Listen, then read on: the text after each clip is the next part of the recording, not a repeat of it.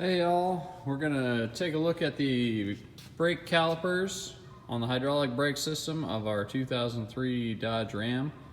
Got a dually set up here. We've got a caliper sitting there. You got your bleeder right there under this nice rubber cap. Keep the dust out of it.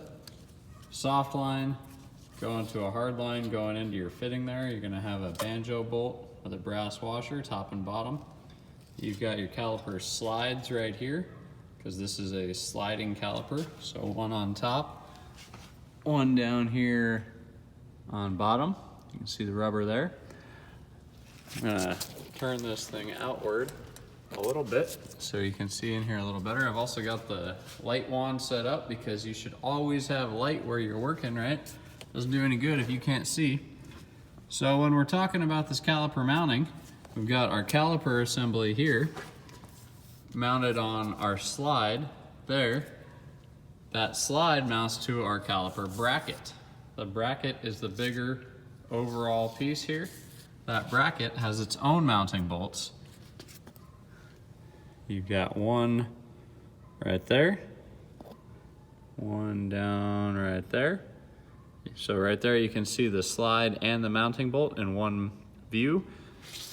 So when you guys go to reinstall these and you're looking up your torque specs, you need to pay very close attention to make sure that you're not torquing your caliper slide bolt to your caliper bracket bolt torque, because that caliper bracket is a much larger bolt and gonna have a much higher torque value. You're gonna strip this little guy or break the little slide bolt right off if you do that. So we're gonna go ahead and pull this caliper off. First thing to do is gonna be to compress the piston in your caliper so that you're not having to fight it so hard when you go back together.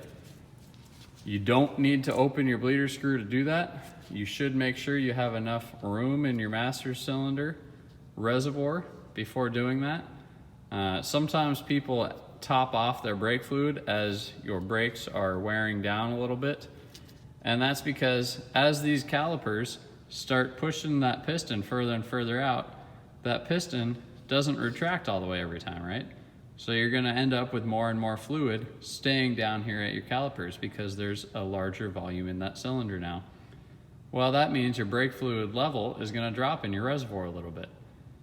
If people top those off, when you go to compress this caliper, you're gonna overflow your fluid reservoir and you're gonna make a big mess. So you wanna take care of that beforehand if you need to. So, because this piston is on this side, so it's gonna let our caliper slide that way a little bit as that piston's coming out, then that means pulling our caliper back this way will compact, make that piston retract back in. So what I do is I take a flathead screwdriver, I come right into the rotor, I pull this piston or caliper right over this way, a little bit at a time. You don't want to break that flathead. You don't need to just reef on it. It's going to be a slow motion. If you've ever compacted a cylinder before, it takes a while to do it. Just like closing your hatch. If you've got any kind of fluid dampers or anything on the hatch of your car or your canopy on your truck, fighting those things all the way through isn't going to make it easier on anybody. So we've got that slid back over. Gonna grab our ratchet here, pop these bolts right on off.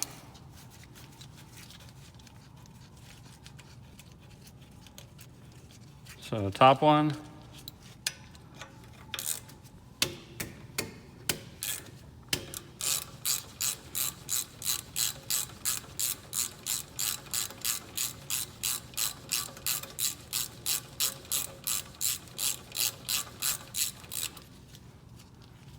all right, and that bottom bolt is out. There we go. Top bolt is out. So we'll put those off to the side.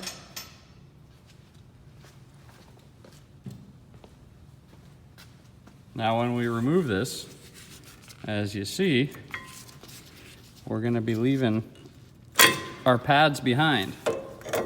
And the reason the pads get left behind is because they're actually sliding on this bracket here. So this bracket, you've got the anti-vibration little shims here. These pads slide back and forth. Here's your dual piston setup of your caliper, 1 and 2. They're both on the same side, and that's why it's a sliding caliper. If these pistons were opposing each other, one on the inside, one on the outside, that means you'd be able to mount this caliper firmly.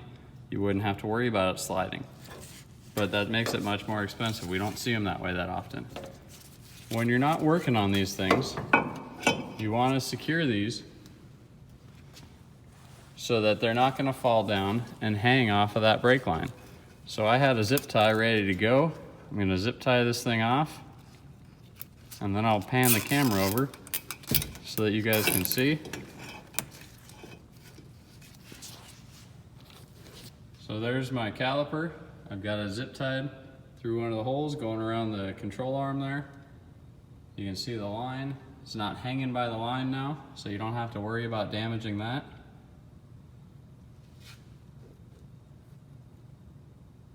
And now we'll focus on cleaning these slides up in the next video.